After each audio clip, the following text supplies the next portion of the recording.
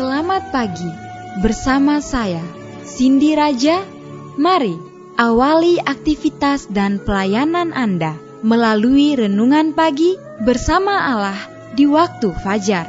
Dengan doa dan bimbingan darinya, kita dapat diyakinkan bahwa pada hari yang mulia itu, ketika Yesus kembali untuk mengklaim miliknya, bahwa kita akan menunggunya di sana dengan tangan terbuka dan disambut ke hadiratnya yang kekal.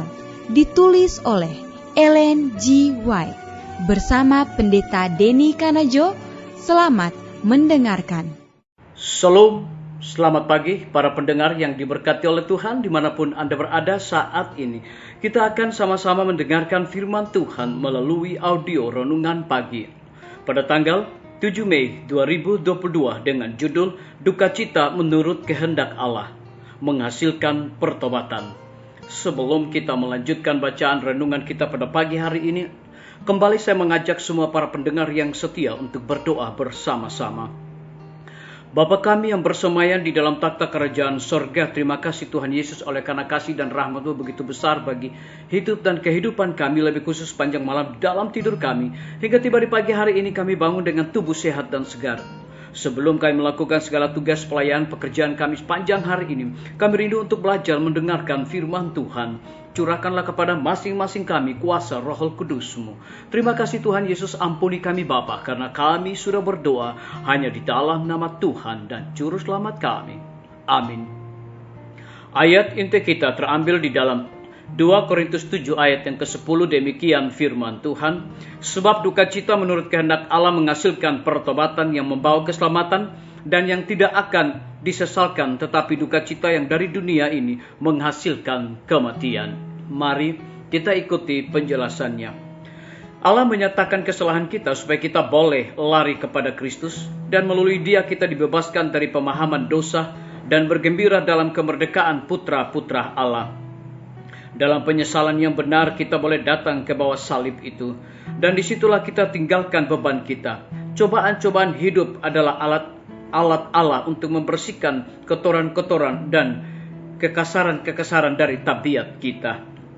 Penembangan, pembentukan, pemahatan, pemolesan, dan pemelituran adalah suatu proses yang menyakitkan, sukar untuk ditekan ke roda asahan.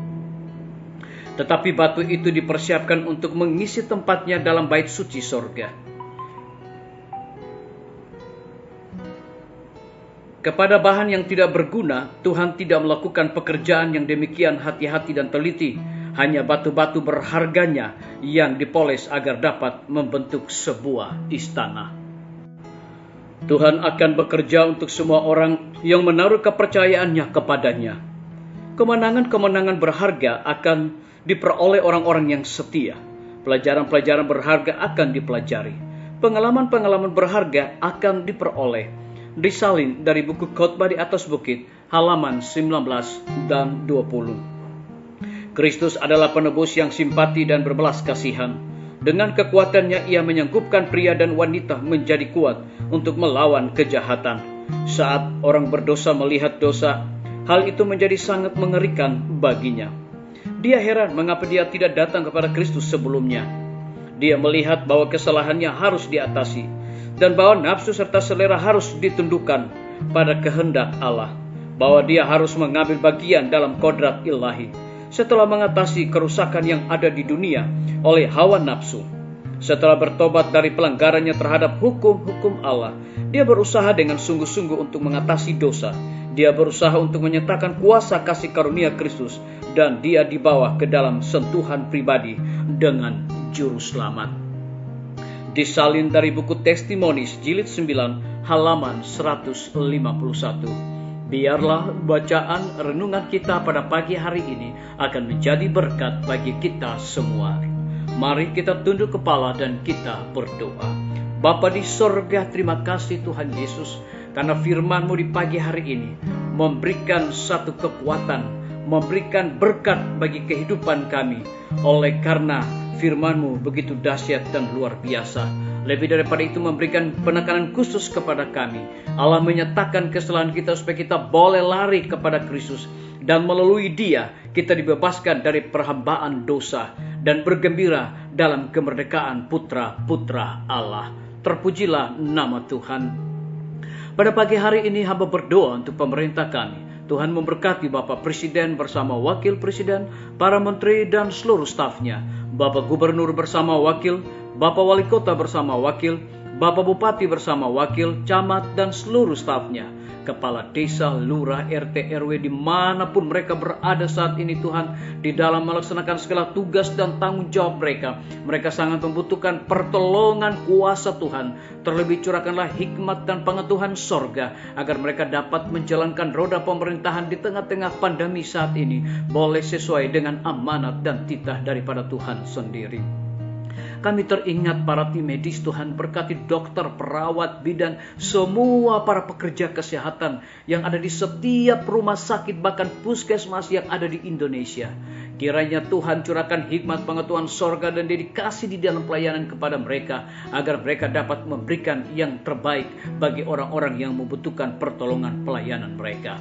Kami juga berdoa untuk kelanjutan pembangunan rumah sakit Advent Palangkaraya dan Kupang. Tuhan berkati semua para tukang panitia dan juga pimpinan-pimpinan yang bertanggung jawab atas pembangunan kedua rumah sakit tersebut. Kami juga berdoa khusus untuk Dr. Raymond yang telah dipercayakan di Rumah Sakit Advent Palangkaraya. Dengan hikmat sorga, hamba-Mu ini dapat menjalankan tugas pelayanan dengan penuh tanggung jawab. Kami juga berdoa untuk guru-guru, kepala sekolah dan setiap siswa di setiap lembaga pendidikan. Kiranya hikmat sorga juga Tuhan berikan kepada mereka, agar mendidik anak-anak untuk memiliki karakter Yesus Kristus. Kami menyerahkan pimpinan-pimpinan organisasi gereja Tuhan, dari tingkat yang tertinggi sampai kepada gembala jemaat. Dimanapun mereka berada saat ini, mereka membutuhkan kuasa Roh Kudus dalam pelayanan mereka. Terlebih Tuhan berkati belajar Alkitab interaktif online yang sedang berlangsung. Dan juga Tuhan memberkati celebration KPA yang akan berlangsung. Dan juga KPA Tuhan memberkati, KKR juga Tuhan memberkati. Hamba juga berdoa untuk TNI, Polri, PNS, wira swasta, petani, pedagang, nelayan, ojek online, dan saudara-saudara kami yang ada di dalam penjara. Tuhan lindungi mereka, pelihara mereka.